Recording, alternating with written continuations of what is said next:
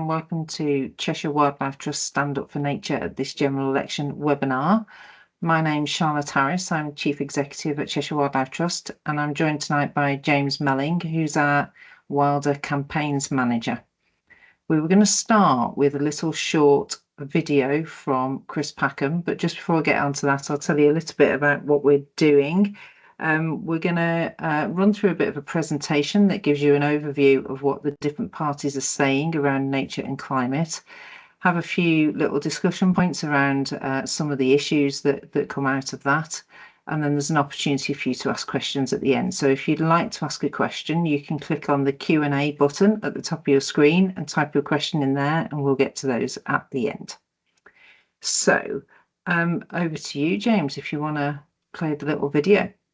Okay, so I'll just share my screen.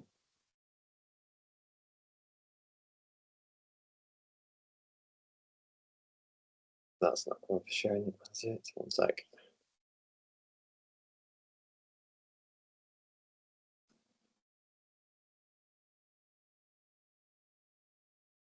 There we go.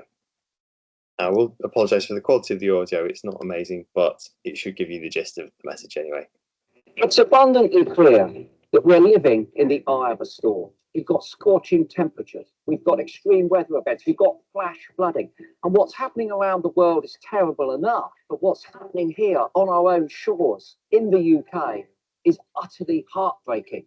Our landscapes are being decimated, our rivers polluted, our woodlands felled, our peat bogs drained. We have lost 80% of all our butterflies. We've lost 50% of our farmland birds. Intensive, unsustainable animal agriculture is choking our land. But there is an alternative. If the political will existed, we could restore nature at landscape scale. We can reforest, we can rewild, we can change the way that we farm so it's sustainable, the way that we fish so it's sustainable. We can clean up our seas and our waterways. We can make polluters pay and rapidly move towards renewables and a cleaner future. If we do not take action, we'll lose this green and pleasant land forever. So take to the streets on June the 22nd for the largest ever mobilisation for nature. It's peaceful, family-friendly. It's backed by over 300 organisations, including the National Trust, the World Wildlife Fund, Friends of the Earth, and Extinction Rebellion. Nature doesn't have a voice, but we do. Nature can't act, but we must.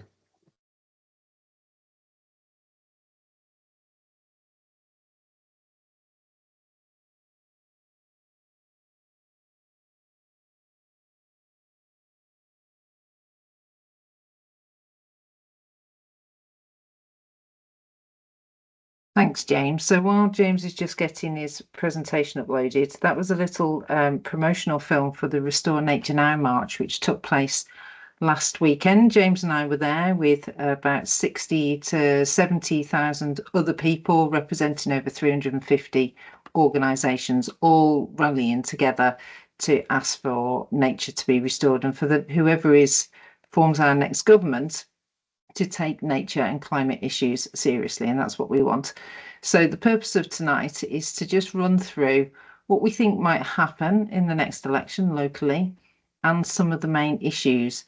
So of course, as Cheshire Wildlife Trust, we can't be and shouldn't be party political, and we won't be party political tonight. That would be going against Charity Commission rules and against the Lobbying Act. So what we will do is give you the facts as they stand, as they're written in the manifestos, and you can then make up your own mind from there. So please don't ask us any party political questions. We won't be drawn on those. So over to James to get us started. Brilliant. So as Charlotte was saying, we did go to London on the last Saturday just gone, and that was all about giving a voice to nature and making sure that nature has been heard. And I think what we've seen so far from all the debates this general election is a real absence of discussion around nature and why it is so important to put it into recovery. So we're hoping tonight can sort of give you a bit of flavour for what the parties are offering, as Charlotte said.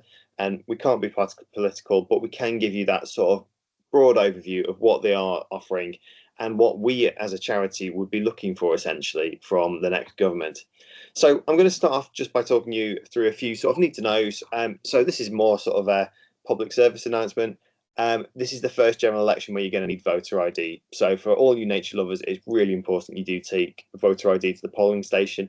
The deadline's passed now for if you need to get your own voter ID, apply for it. But obviously, most common forms like passport, driver's license, blue badges, pass cards, and some others as well are all available as options. So if you ever want any more information on that, you can just go to the government website.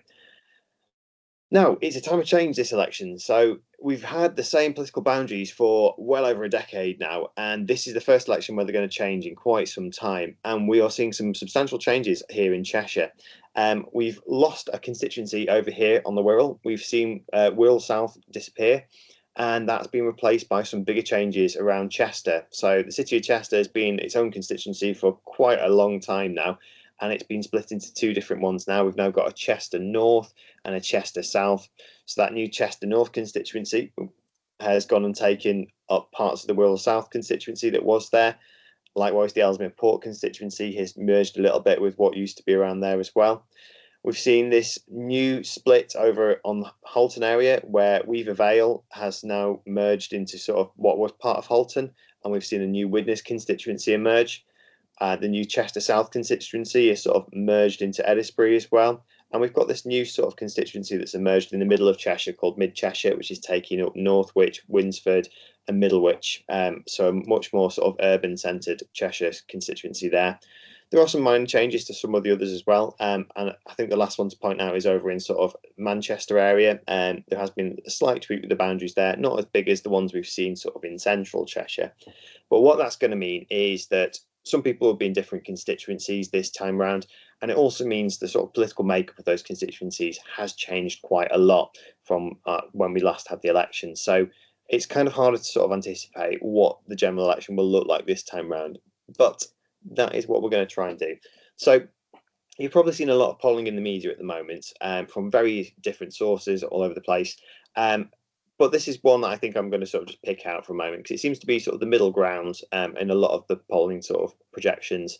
And it's from YouGov. It came out in the last week or two, and it's predicting quite a substantial Labour majority. Not perhaps as big as some of the others that are being sort of put out there, but it's, as you can see there, an absolute landslide projected for Labour, with Labour achieving about 420 seats, Conservatives falling back probably to their lowest amount in modern history, to around 140. Some are projecting it to go lower, some are slightly higher, but that's probably not too far as a benchmark to be looking at.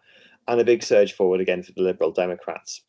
So in our area, if you break that down, what does that look like? And as you can see, it's most of our constituencies moving over to Labour.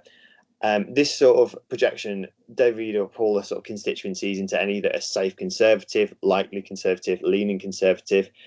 Because of the sort of changing nature of sort of the political landscape, none of the constituencies in our area fit into that category anymore. The only two that really sort of are forecast to go Conservative, according to this poll, was the Chester South and Eddisbury constituency and Tatton. And it's worth saying this was a couple of weeks ago now. Things do change fast in politics. But all the rest of those constituencies you can see on the far right are looking very strong Labour, bar the exception of those two at the bottom there, which are predicted to go Lib Dem. So Cheadle and Hazel Grove are looking almost sort of certain Lib Dem sort of gains from the Conservatives. Warrington South, Mid Cheshire, they're looking very certain gains for Labour from the Conservatives. We're getting some likely gains coming in Altrincham and Sale, Crewe and Nantwich, Macclesfield. They're all looking like they're going to join sort of that bigger Labour cohort that we've got in our area. And I suppose the three to watch really are these three here: Chester South and Eddisbury, Tatton and Congleton. They've all got quite large Conservative majorities, ranging from about 17,000 to 20,000. And a good benchmark probably for how the Conservatives are doing on the night is to see how many of those constituencies go. So if all three go, it's going to be a disastrous night really for the Conservative Party. It's worth saying this is just a projection. This is just a rough estimate. Anything could happen still. No votes. Well, some votes have been cast with the postal votes, but most votes haven't. So there's still obviously a lot that could happen. But that is what we are looking like, a big redrawing of the political landscape in Cheshire. So the state of nature, I suppose to understand what we want from the next election, we need to understand where we are now. And I'm sure as nature lovers, you're aware that nature is in a bad way. But I thought it would be good if we could have Charlotte telling us a little bit about what we're all about, essentially. What are we doing in Cheshire Wildlife Trust, and what is the government needing to do really for its next sort of 5-year term? Thanks, James. So starting with a little bit of a quiz. So there is something out there called the Biodiversity Intactness Index, and it's a measure of and a way of ranking 240 countries around the globe on how intact their biodiversity is. So in this ranking, 240th is best and 1 is worst. So I'd like you to think for a moment where you think the UK might come on that list. Now, if you were in the room right now, I might ask people to shout out numbers. So just get a number in your mind and see whether we're right or not. So James, if you can just click on.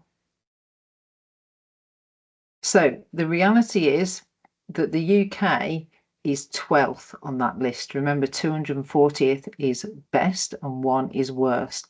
So we rank the worst out of the G7 countries, with only 50% of our biodiversity intact. And when we split out the UK, England actually only ranks 7th. So the UK is in the bottom 10% of countries globally. Now, if you look at England there, the biodiversity index is 47. And what that means is we've got less than half of our biodiversity left. Now, the ranking suggests that if we fall below 30%, we're into ecosystem collapse. So that means things like ecosystem services that we rely on, like pollination, wouldn't function anymore. Natural flood management wouldn't function anymore. So we were in critical danger of ecosystem collapse in the UK. So it's quite a worrying situation. And we are therefore one of the most nature depleted countries in the world.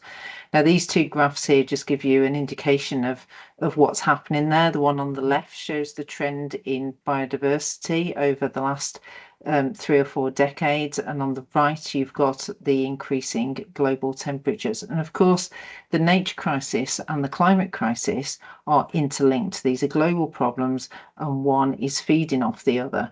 So degraded habitats are actively emitting carbon, like degraded peat bogs, for example, and climate change leads to the loss and degradation of habitats. And species, we're finding, are unable to adapt rapidly enough to those changing conditions, such as rising temperatures or changing seasons or increased rainfall. So if you just move on a little bit more, James. So we have for a few years now been publishing a State of Nature report. Wildlife Trust data feeds into this alongside other NGOs and other sources of information.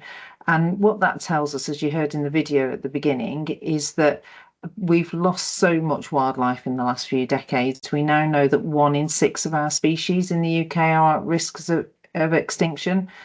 We've lost 80% of our butterflies since the 1970s, so that's an abundance of butterflies that have gone. We've lost 65% of our cuckoos, for example, since the 80s. And agriculture increasingly is driving declines in insects and birds. We've lost half of our badger population to the cull in the last few years, and we've got marine protected areas, but they're still subject to intensive fishing and bottom trawling, so they're not really as protected as we would like them to be. So it's a serious problem. At the same time, temperatures keep going up. 2023 was the warmest year on record since we started looking at this back in 1850. And the CO2 levels in the atmosphere at the moment are the highest they've been for 2 million years. And we've already passed the 1 degree warming level, with 1.5 degrees predicted by 2040. And agriculture is responsible for 35% of our UK greenhouse gas emissions.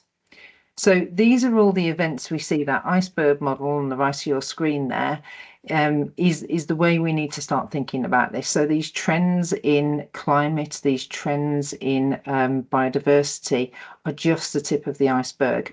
But what's sitting underneath that is the systems, the thinking, the policy, the beliefs, the level at which we value nature is all driving our decision making, and the way we prioritize nature above or below other issues is driving the continuation of nature loss. So if we move on, James. So this is what we want to see. We want to see nature positive by 2030. So at the moment, nature is still in decline. We're still on that downward trajectory, but only by changing the systems and changing the way in which we value nature will we start to see nature restored. So we've still got a lot of work to do. All of our hard work so far has really only served to slow down the decline, and we need that systemic change to policy, to agriculture, to the way we produce food, the way we produce our energy, to start to get that uplift for nature. And that's what we're driving all of our campaigning towards achieving that. So if we move on, James. Excuse me. So in this general election, we are making 5 key asks of our political parties, whatever colour they might be. So we want them to bring back UK's lost wildlife. We want them to end river pollution and water scarcity. We want to properly fund wildlife-friendly farming. We want to enable healthy communities because we know we're all better off if we spend time in nature. And we want to tackle the climate emergency. And we'll dig into some of these issues as we go through tonight, so I won't say too much about those now. So what we're going to do now is we're going to give you a bit of an overview of each of the parties' manifestos. And that's the 5 things that I want you to bear in mind when we're sort of going through these. That's our sort of success criteria. That's what we want to see. So we're not going to make any recommendations on what you want to vote, who you should vote for. We can't do that. But think of those 5 things when we're going through this, and you can make your own mind up as to which one is best for you. So we're going to start by just taking a little look at the Conservative Party manifesto. So obviously they've been in government for the last sort of 13 years now. It's been quite a while. We're not necessarily going to go into their record. What we're going to do is mostly look at what they've pledged in this manifesto. But I will point out a couple of times where this pledge that is coming up here, they have previously pledged as well. So I've just noted anywhere where you see a question mark pop up, that's something they did pledge previously at the last election. So that's just for your information, just so you're aware. But what we're seeing from them is, first of all, a commitment to a land use framework. Now that's talking about how we use our land, what we use it for. I put a bit of a sort of a question over that as well, because we've had a discussion on this as to whether that's good or bad for nature.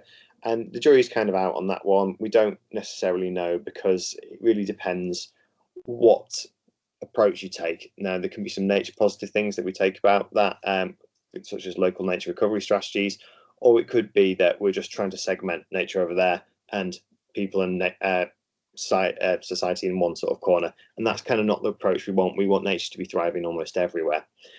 They're putting a commitment to nature and climate, the committing to the Nature and Climate Fund, but I'm putting a button on there because that fund is due to end very soon. So what we need to see is a commitment to keep it going beyond sort of its current deadline.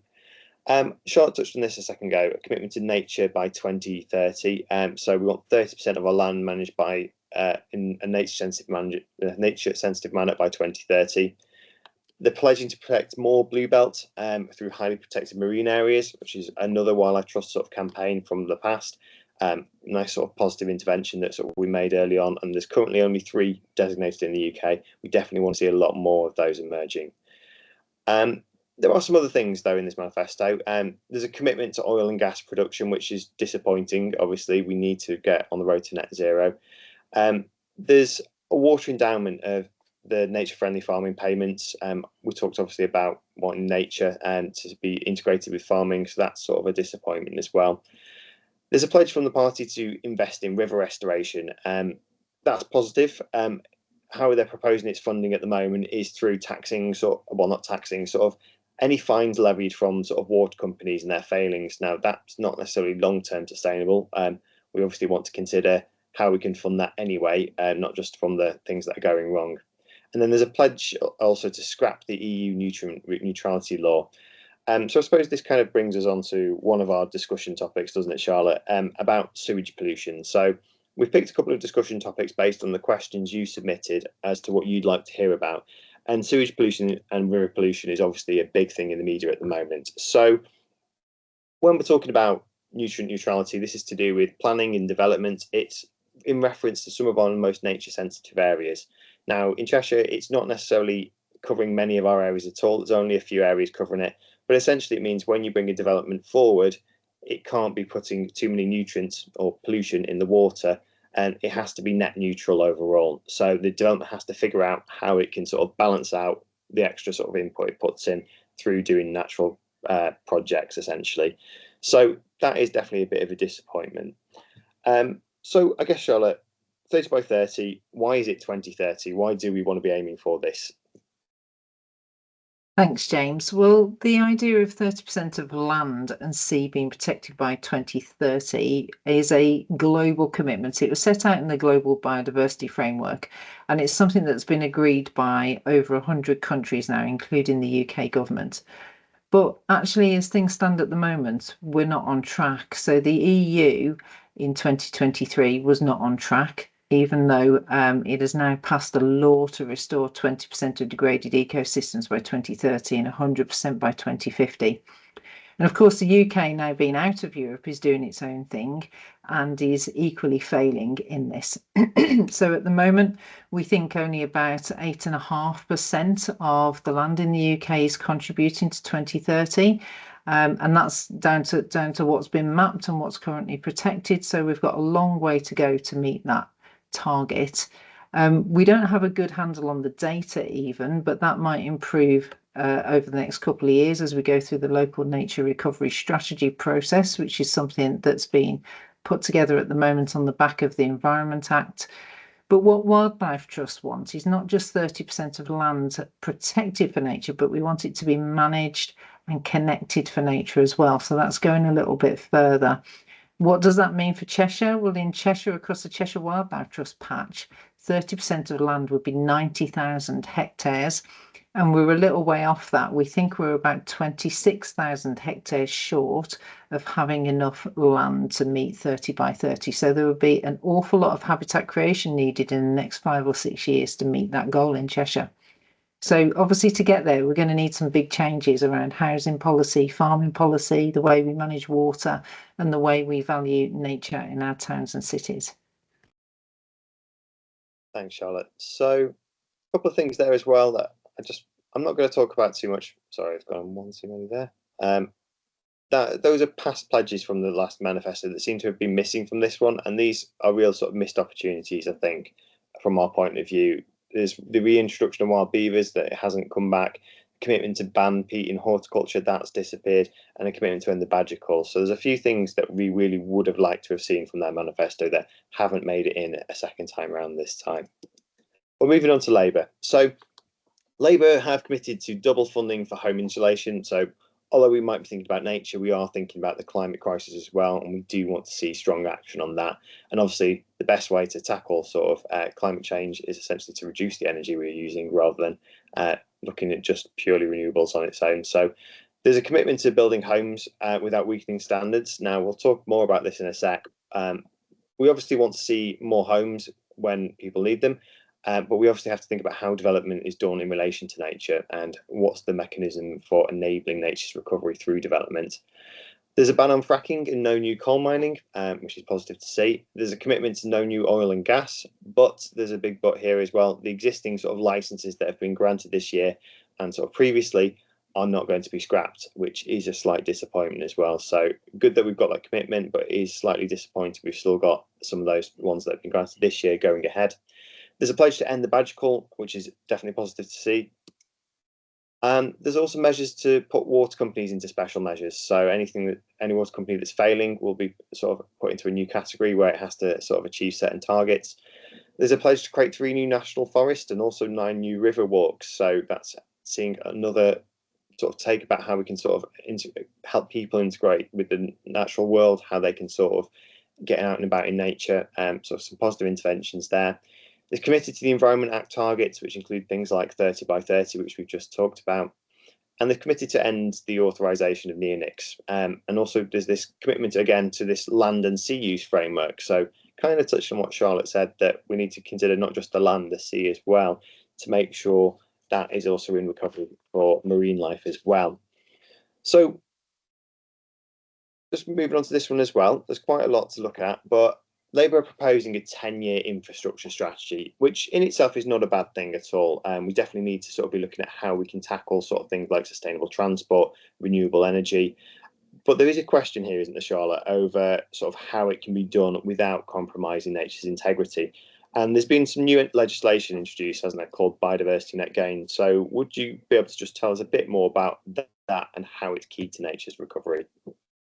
Thanks, James. Well, Biodiversity Net Gain is a massive topic and one we could do an entire webinar on itself, but I'll try and briefly explain what it's about. So whenever there's a development is required to carry out something called the mitigation hierarchy, where it goes through a process of looking at how it might minimise the impact on the environment. So that, first of all, that's around the choice of the site.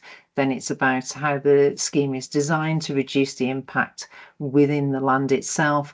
And then if there's any residual impact at all, that needs to be compensated for.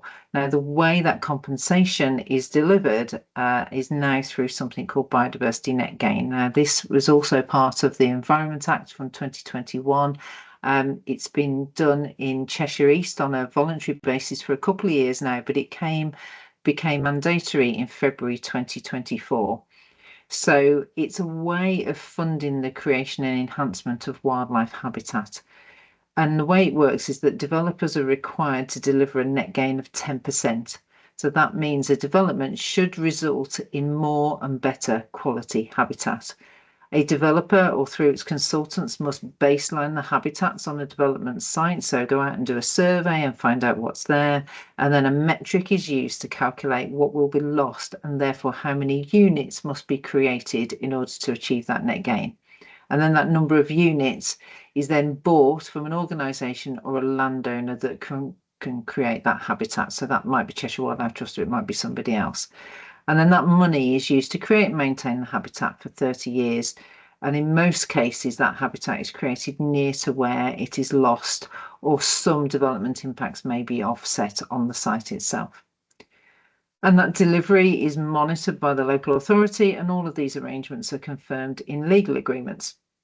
So this can work really effectively. So Cheshire Wildlife Trust has sold biodiversity net gain units on our site at Saltersford Farm and on some of our nature reserves where there was an opportunity for restoration.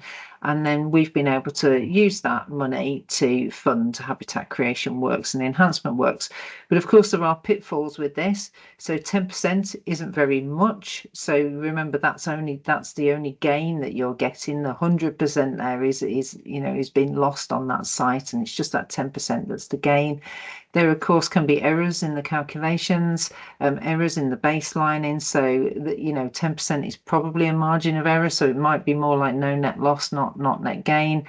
And at the moment, we've got a situation where a lot of the development that's happening now, permission was granted before biodiversity net gain became mandatory, so it doesn't actually apply. So it's going to take a little bit of time for that to feed through. BNG also doesn't apply to large infrastructure at the moment. So things like the tidal barrage that's proposed, or the successor to HS2. So HS2 hasn't gone away. It's kind of transformed into another type of rail scheme in Cheshire.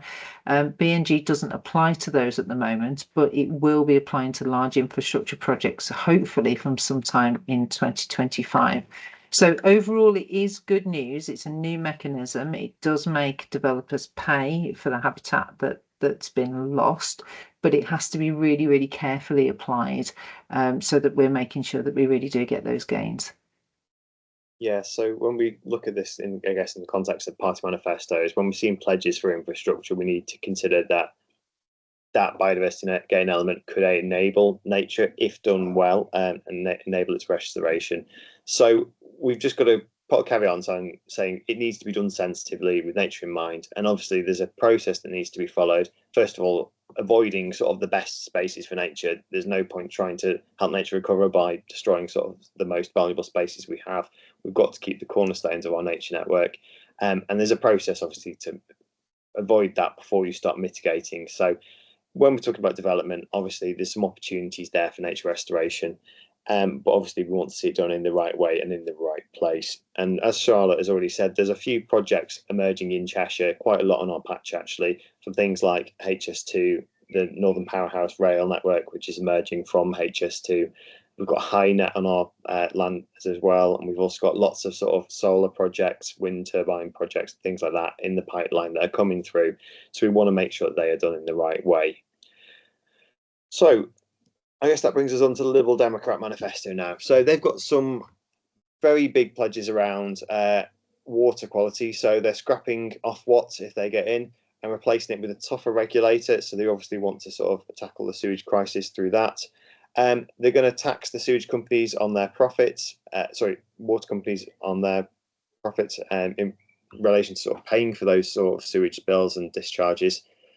We're going to see a pledge from them to double nature by 2050. So that's a huge sort of positive step forward, and double protected area networks. We talked about wanting to protect 30% of land and sea. Double the most important wildlife habitats and increase the species abundance by double as well. So lots of pledges to double nature essentially. They're also talking about strengthening the Office of Environmental Protection. So that was something that came through the Environment Act as well. It's a new regulator. It was to replace the European courts and their sort of regulation system essentially. And it does hold public bodies to account.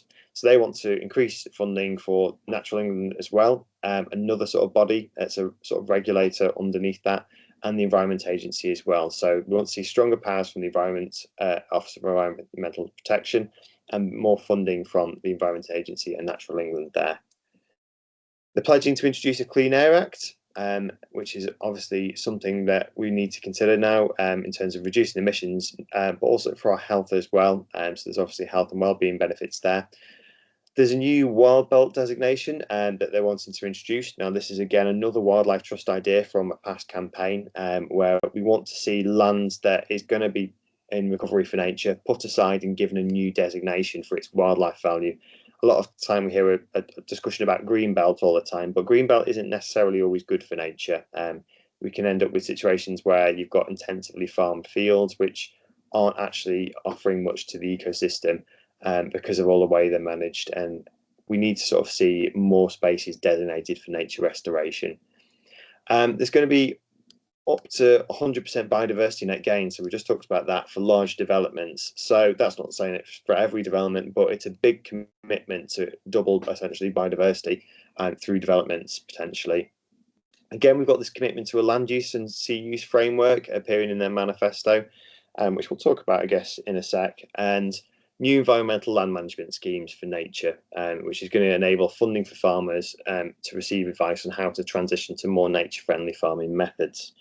So as it's cropped up, I guess, a few times, Charlotte, I think the question is, what is a land use framework and why could it have a role in nature's recovery, or why could it potentially, I guess, present challenges? Thanks, James. Land use framework is around setting out a plan that says where we're going to produce our food, where we're going to build our houses, where we're going to put our nature. And there's a little bit of a debate around the idea of whether this is about land sparing or land sharing. So the land sparing idea separates all of those things out.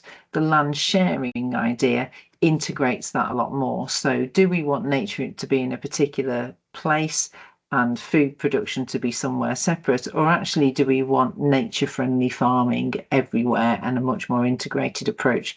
Do you want to have to leave your home and travel to enjoy a natural green space, or actually do we want green infrastructure as part of our towns and cities? So those are some of the difficult decisions that would need to be made in working through something like a land use framework. So it's an interesting idea as a concept, but how it would be implemented is something quite different.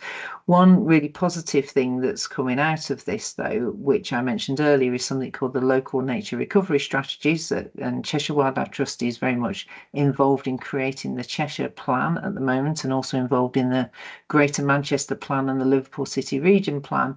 And this is about understanding what nature we've got at the moment and how to connect spaces for nature on a landscape scale, and to set out priorities that are bought into by lots of stakeholders, including landowners and including communities, so that we can all work together towards achieving those priorities over the next decade. So if a land use framework comes forward, there's every chance that the local nature recovery strategy would form the basis of that. So that could be a really important step forward. Indeed, and farming is another sort of key area that's emerging, I think, from our election as well, isn't it? Because it's not just about sort of where we sort of put houses; it's about how we sort of manage our land sensitively for nature. And we do quite a lot of work with farmers through our sort of outreach team, don't we, at Cheshire Wildlife Trust, to sort of help farmers make that transition. And we are calling sort of nationally for some sort of nature advisory service that farmers can sort of go to, that can work out what's most profitable from their land, because obviously they are a business at the end of the day. They've got to make sure that their business is viable, and we want to see a service that would help them understand how environmental land management schemes, for example, or countryside stewardship, could enable them to still generate a profit and also deliver for nature as well. And obviously we've seen over the past few years, the neonics issue come up, where emergency authorisations of pesticides have been allowed, when in contrast the EU have banned those pesticides and not allowed them. And technically they are still banned here in the UK, but we've seen an emergency lifting of those bans.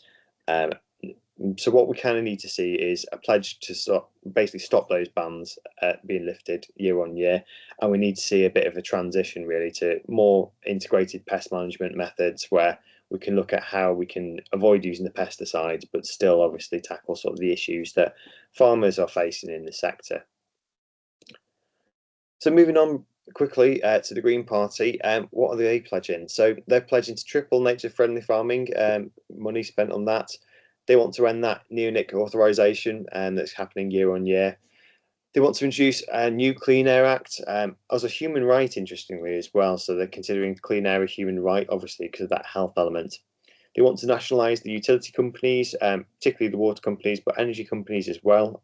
So they obviously wanted to tackle sewage pollution by tackling the regulator, well, the people who are directly responsible.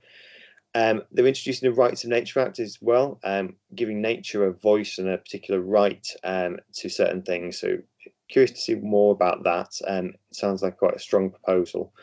And again, that commitment to nature, 30 by 30, essentially. So nice to see that sort of emerging there.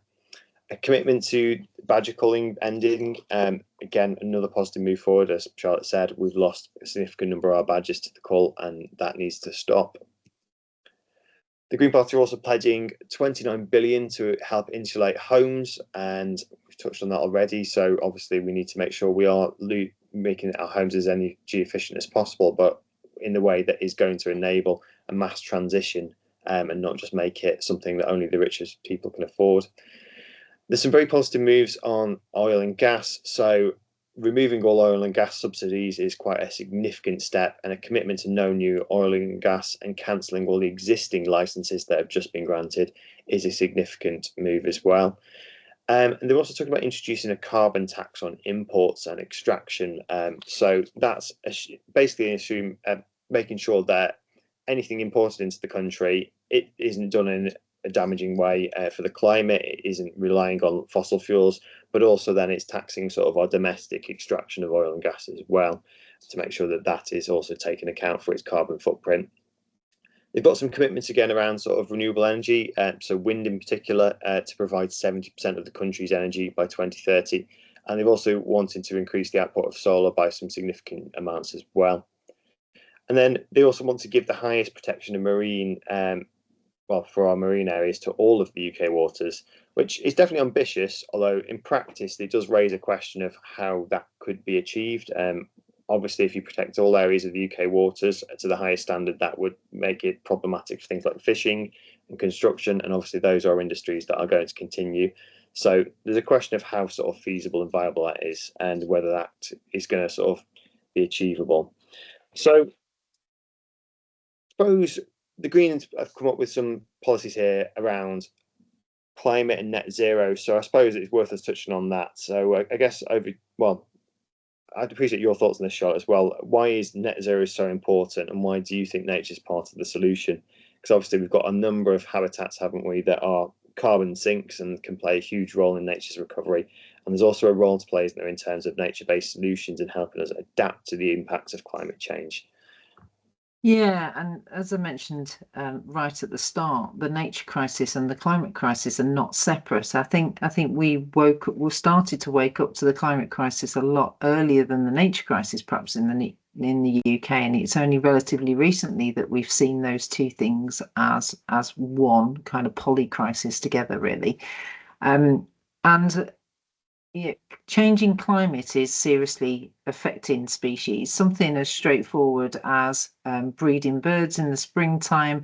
You know, the blue tit relies on caterpillars to feed its young, and when the seasons change, those caterpillars are emerging at a different time, slightly different time, could be a matter of weeks between when the blue tit is nesting, and that can lead to nests failing and populations decline. And that's a very specific example, but you can multiply that up around the effects that climate is having on nature. And as James said, our natural environment has the capacity to help offset climate change effects. So if we restore all our peatlands can absorb CO2 from the atmosphere. But at the moment, much of our peatland is degraded and is actually emitting CO2 that it's been storing for hundreds and thousands of years back into the atmosphere. If you think about woodland, we're the least wooded country in Europe. And actually in Cheshire, we have less than half of the national average woodland cover. And obviously trees play an enormous role in mitigating climate as well. If you think about the function of our rivers, one of the main impacts of climate in the UK will be increased rainfall.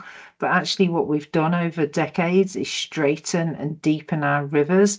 And that means that water runs through them much faster and is much more likely to flood towns and cities downstream. Whereas actually nature can provide the solution by remeandering those rivers, by having natural habitats along the river corridor. It can actually slow down the flow and store water. So it is really, really important that we keep on track with net zero and see nature as part of the solution to tackling the climate crisis. Thanks, Charlotte. So on to Reform UK, and there's definitely a change, well, some interesting things to look at here. So I'll start with HS2. We've talked about that already. They're pledging to scrap it. I'm assuming that's in its entirety, although I'm not too sure on the detail. They haven't necessarily laid that out. But obviously we want to make sure that damaging infrastructure projects don't go ahead.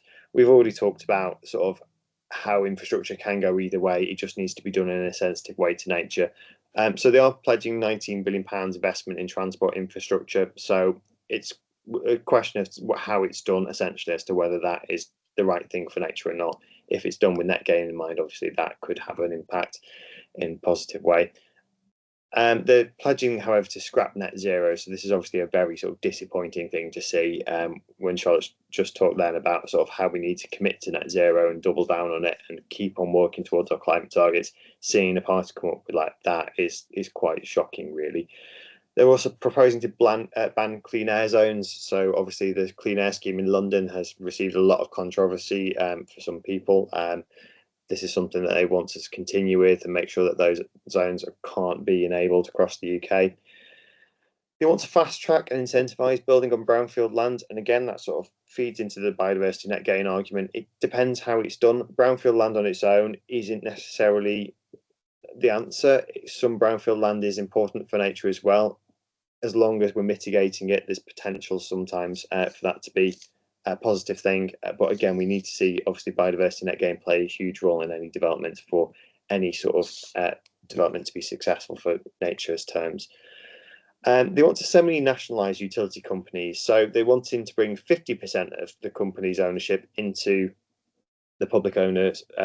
So essentially that's trying to get a bit more control over what they're doing. So that could have an impact on the sewage crisis. It does kind of depend sort of, again, what sort of that public ownership, what sort of leverage that would have in terms of sort of the water companies and their ability to tackle their commitments to sewage. They do want to fast track new oil and gas licenses, and there's talk of new shale gas extraction as well. So that's presumably through fracking. So again, that is only going to accelerate the climate crisis. It's not going to tackle it. So it's quite a disappointing commitment to see in their manifesto. There's an interesting commitment around guaranteeing sustainable fish stocks. Now, obviously, we've talked a lot about marine. What that looks like essentially for nature is, again, a bit of a question mark. How are they going to do that? Is it going to be in a way that's going to benefit all marine ecosystems, or is it just the fish stocks themselves? They have an ambition to curtail the powers of Natural England as well. So they want to see that have less power. And that's an important institution, isn't it, Charlotte, for our sector? So I wonder if perhaps you could touch a bit more about what Natural England does and the role it plays, and why funding our statutory agencies is so important. Yeah, so Natural England is one of 34 agencies and public bodies that sit underneath DEFRA. Some of the others include things like the Environment Agency and the Forestry Commission, but also Rural Payments Agency, Marine Management Organisation, and the Office of Environmental Protection and our National Parks. So there's a whole bunch of regulators there that together are responsible for our environmental protection and our regulation, for our food standards, our agricultural policy, and actually funding and staffing has been cut severely over the last few years. So by £500 million has been cut from the DEFRA budget since 2010. And that really does compromise their ability to deal with issues like flooding, pollution, protecting land, animal welfare, control of diseases. So, for example, our rivers are polluted, and yet Environment Agency funding has been cut by 50% in the last 10 years. It's a symptom of the environment not being valued highly enough. And this is something that's of grave concern to all of us environmental organisations. And earlier this month, 83 organisations that are members of the Wildlife and Countryside Link actually launched a legal bid to force the next government to improve its performance against nature targets. So the government has set out plans through the Environmental Improvement Plan, but it's completely off track. Only 4 of the 40 targets that are set out in that are likely to be achieved. So, you know, the government really do need to take this seriously. So when we've got parties saying that they're going to further erode powers and further cut funding to those key agencies, that is a huge concern to protection of the natural environment. Thanks, Charlotte. And then just to round off the policies as well, they're talking about increasing their farming budget to 3 billion, but at the same time also talking about scrapping carbon-related farming subsidies. So there's a big question mark there. If that increasing farming money is there, what's it going on? Is it going to benefit nature? Possibly not. And then there's also a commitment to scrap £100 billion worth of renewable energy subsidies as well. So that again is quite a disappointing thing to see in a manifesto, really, when we want to see strong climate change action and climate targets. So that just takes us through all our party manifestos for the moment, and I appreciate that is a very whistle-stop tour through all of them, just giving you some of the headlines, some of our initial thoughts on each one, and then hopefully a bit of insight into sort of what they're offering and what they could do for nature. What I've just got now is a bit of a video to sort of see something that we saw on the Restore Nature March. So this was our big march, and here's our group here in London. And there was a number of key speakers there on the day who were telling us about sort of the significance of nature and sort of what we need from the next government. So what I'm going to do is just play you a short video showing one of those speeches from Richard Branwell, who's the Chief Executive of Wildlife and Countryside Link. So he is a very passionate speaker that said some amazing words on the day, and we'd love to share those with you now. Looks after a lot of those different organisations. The Wildlife and Countryside Link, and the CEO, the founder, Richard Benwell, is the most fantastic speaker. I think one of the best that I've ever heard. He's a brilliant, brilliant man, very passionate about restoring nature now. So let's welcome Richard Benwell.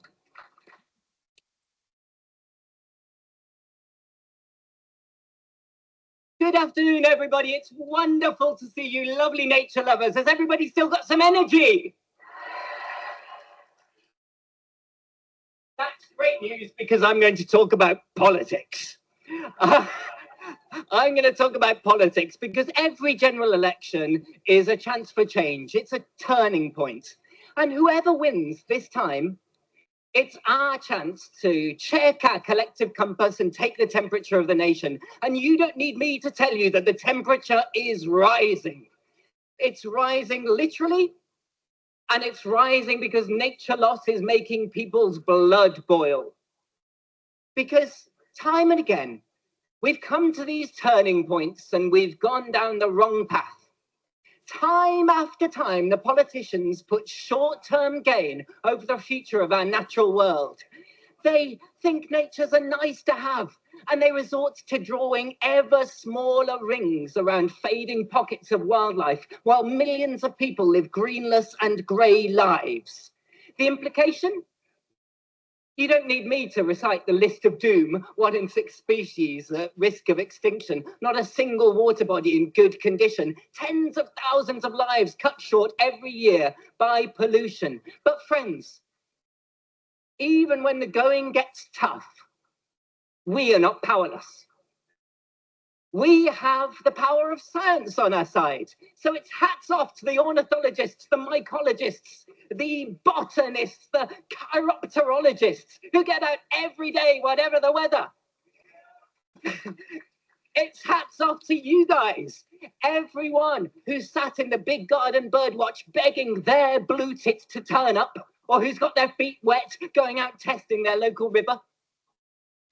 And we have the power of campaigning on our side, from the ace advocates who defended the nature directives to the hundreds of thousands of you who helped us win the world's first legally binding target for nature. And we have the power of the law. Oceana, out there defending our seas. Wild Justice, fighting down unsustainable shoots. Sarah Finch, fighting for our climate. They're out there with the power of campaigning, of law, of science, and we've proven that we can win.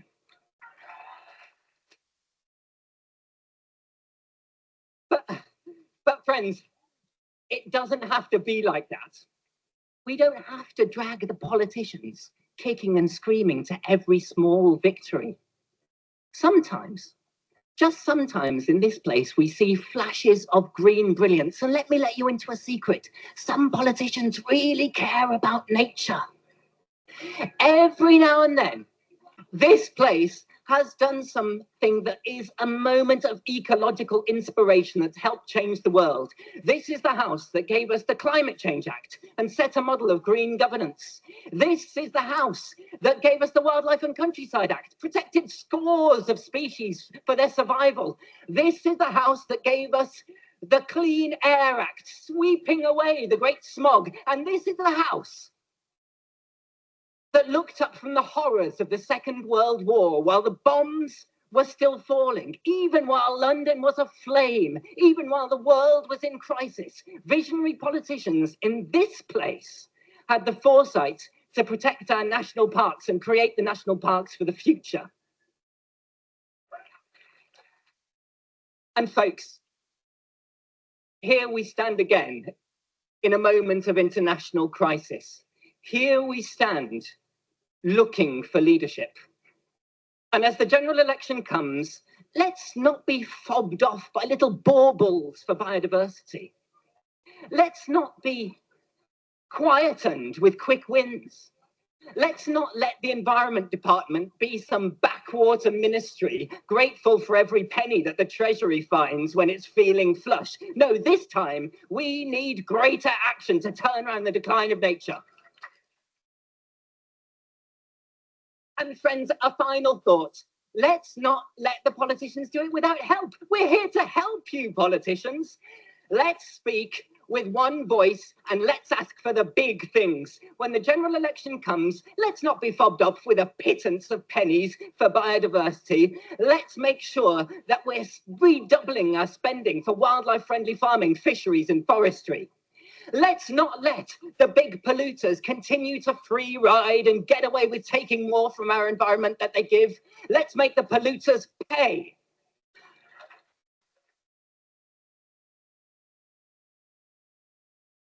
Let's make sure that when the election comes, we make room for for nature on land and at sea, that instead of creating those ever diminishing circles in a helter-skelter of neglect, we protect thousands more green spaces and a public nature estate where wildlife can thrive. And finally, let's not stand for any more of this environmental inequality that divides us, rich and poor, where the poorest, most vulnerable people die early from filthy air or a concrete jungle. No, friends. This is time for change. So I'm just going to pause it there. If you do want to see the full speech there and the speeches of many others, you can watch that on YouTube. It was a really fantastic day to sort of feel the energy of lots of nature lovers all there gathered in London together for what essentially was one of the largest nature rallies we've had in recent memory. So I would encourage you to go and have a look at that. But I do really, I guess, have a bit of an ask for you today. So if you've been motivated by a love of nature, you want to restore nature, you want to see better for nature, we are asking people to currently write to their candidates. So you've still got a little bit of time to do this, just under a week now. We want you to send them a message, essentially. So I want you to make it personal. I want you to tell them of a time when nature has been particularly significant to you in your life, or share a memory of nature, or even share them a vision of the future that you want to see and why you want to see it. Make it personal. We often talk about facts and statistics, but often, a lot of the time, it's those personal sort of tangible things, those stories that we can talk about and share. Those are the things that will often move a politician. So if you really want to influence them, please send them a bit of a message. I'll put a link in the chat after, but we've got this action set up. All you need to do is type in that message you want to send, and it'll automatically find the addresses for your candidates in your area once you put your postcode in, and that'll allow you to just put nature on the agenda. Because on Thursday next week, you're going to have an MP that moves into office potentially for the first time.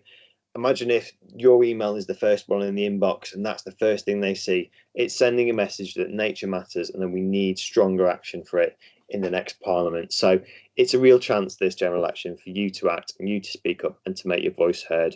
And as a Wildlife Trust movement, we want to get up to 500,000 conversations about nature happening, not just through this action, but on the doorstep with people talking to their candidates, talking to their MP. And I guess my one message as well from today as well is that this fight goes on. It doesn't just stop at this general election. It doesn't stop on Thursday. It carries on happening. So we're going to need people to meet their MPs. We're going to need people like you turned up today and given you time to go out, speak to your MP, do what you can to influence and move them. Show them the amazing things that are happening in your community that maybe you are leading as well. Those are the things that are going to inspire them to act. So whatever you do, send that message and then make sure you keep up that message after the general election. So that's everything we're sort of going to go over today, but we did say we put a bit of time in for a Q&A. So I'll hand over to Hannah. So you want to just let everyone know how this is going to happen, and then we'll do our best to answer your questions. Thank you for that presentation. I found it really enjoyable. What I'll do is, if you would like to ask your questions to either Charlotte or James, I will now unmute sort of the mics, and then you can raise your hand and ask. If you aren't confident enough to say it out loud, which is okay, we do have a question and answer section in the chat. Becky has already asked a few questions, so what I'll do is I'll start the ball rolling. Oh, Becky would like to speak. Give me 2 seconds. Let's just going to have to mute you to unmute you. Sorry. Can you hear me? Yep, there we go. Lovely. Yeah, one of my questions, which I think you've kind of already answered at the end, which was how can we encourage our MPs to make more greener policies after the election? You've kind of already answered that. So if I could tweak it to how could we encourage our friends, our families, our communities to get more involved in talking about politics and how that affects nature? I just want to come in there, James, and hand over to you, because it's kind of an answer to both of those questions. I think the really important thing is that we stop seeing nature as something separate from all of the other issues that politicians are talking about and people are talking about, because actually nature underpins our economy. So without nature, we don't have food, we don't have clean water, we don't have clean air. This is relevant to everybody.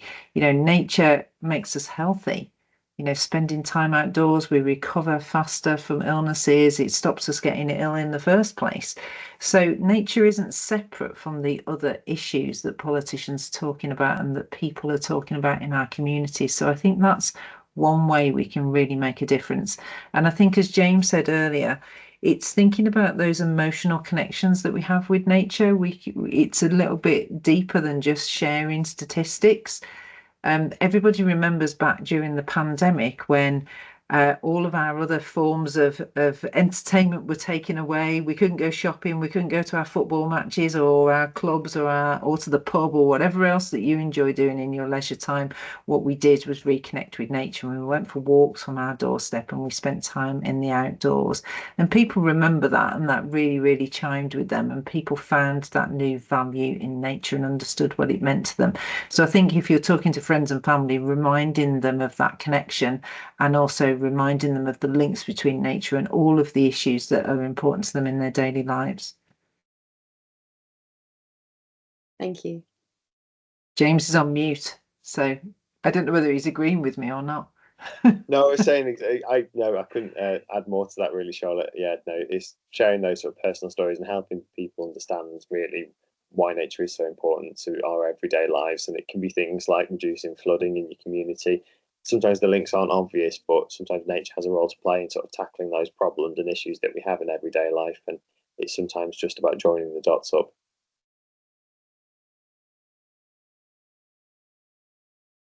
Brilliant.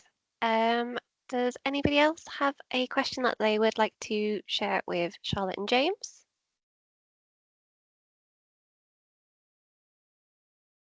No? I think we've overloaded everybody with information. And I'm also aware, and a few people dropped off the call, that there is a question time on at the moment. So maybe people are rushing to get to question time. It looks like someone's got their hand up. Millie, if you want to unmute yourself, you can ask your question. Can you hear me? Yes, we can.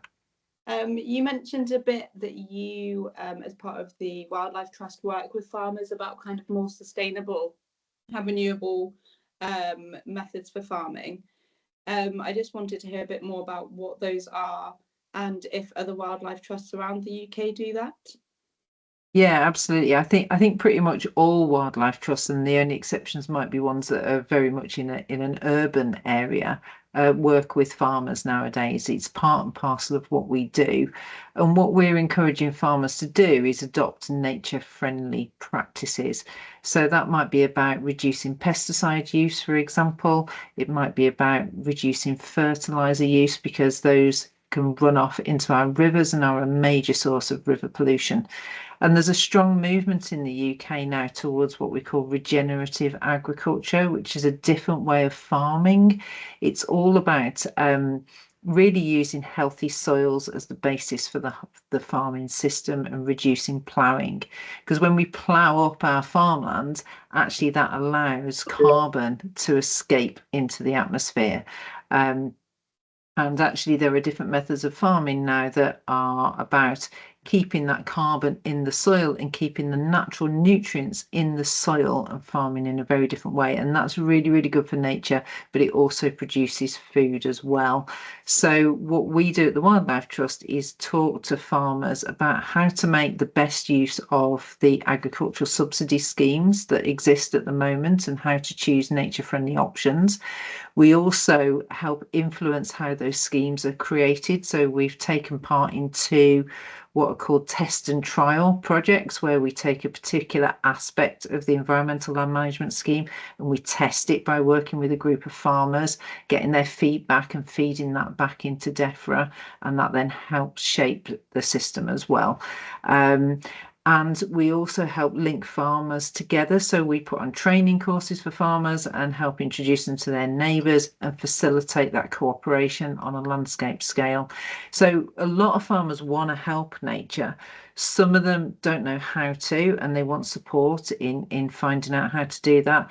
And some of them are really struggling to make ends meet. So they need to know how nature can help pay the bills and help make their business sustainable. And that's where a wildlife trust comes in with that advice, helping them navigate through that transition.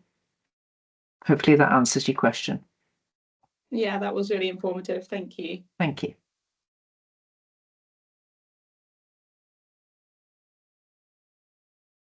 If that's all the questions, I think we've got one in the chat, Hannah. Oh, sorry. So Christina's put, I how can't see integrated are the wildlife trusts with smaller local nature reserves? Is there an argument for greater liaison to strengthen the preservation of wildlife? Well, I think that's an interesting question, because I mentioned a couple of times something called the Local Nature Recovery Strategy, and that is a mass coming together of all of the stakeholders who are invested in nature restoration in Cheshire and actually across all of England, divided into different county areas. So through that process, the public have had an opportunity to feed into that. There were some public workshops, landowners have been feeding into that, and something called the Local Nature Partnership, which I'm co-chair of, and has a membership drawn from community groups through to statutory agencies through to NGOs and local authorities, are all coming together and creating this joint plan for nature. So that will help us identify our priorities and jointly kind of make commitments to restoring nature over the next decade or so together, by each taking our little piece of that jigsaw and contributing what we can to that. So that community level action is just as important as a large organisation's action, because actually this is about creating a nature recovery network, and a nature recovery network is made up of tiny spaces like a window box all the way through to a national park and everything in between. And we need all of those pieces to be in place for nature to thrive. So I don't know whether that answers your question. Happy to expand on that if you want to unmute and ask any more.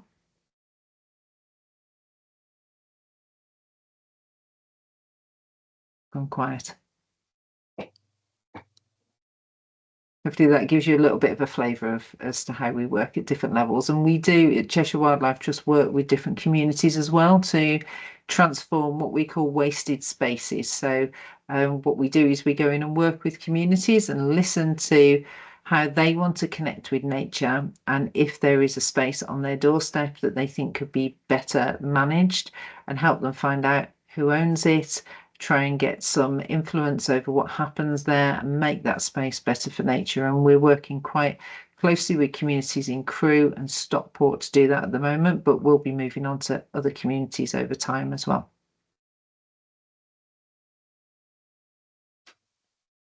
Brilliant. I think if there are no other questions, I think we will draw it to a close. If you do have any other questions, if you'd like to email me them over the next few days, I will make sure that they get passed on to the relevant people and hopefully come back with an answer for you.